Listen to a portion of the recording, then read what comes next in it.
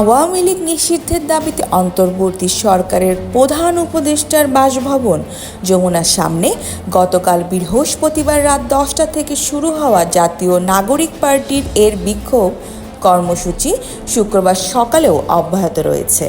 আজ শুক্রবার সকালে বিক্ষোভস্থল থেকে এনসিপির দক্ষিণাঞ্চলের মুখ্য সংগঠক হাসনাত আবদুল্লাহ ঘোষণা দেন, বাদ জুমা ফোয়ারা মোড়ে বড় জামায়াত হবে।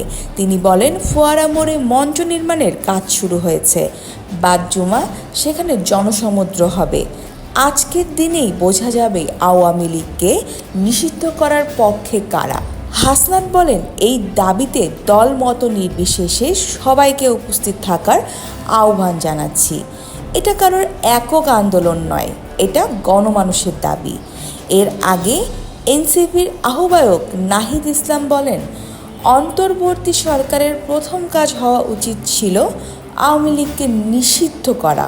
আজ 9 মাস পরেও সে দাবি উপেক্ষিত হওয়ায় আমরা আবার রাস্তায়। যমুনার সামনে এখন টানা স্লোগান চলছে, ব্যান করো আওয়ামী লীগকে, 1 2 3 4 আওয়ামী লীগ নো মোর। বিক্ষোভে যোগ দিয়েছে জামায়াতে ইসলামীর ঢাকা মহানগর দক্ষিণের নেতাকর্মীরা, হেফাজতে ইসলাম, এবি পার্টি ও ইসলামী ছাত্র শিবিরের কেন্দ্রীয় নেতারাও।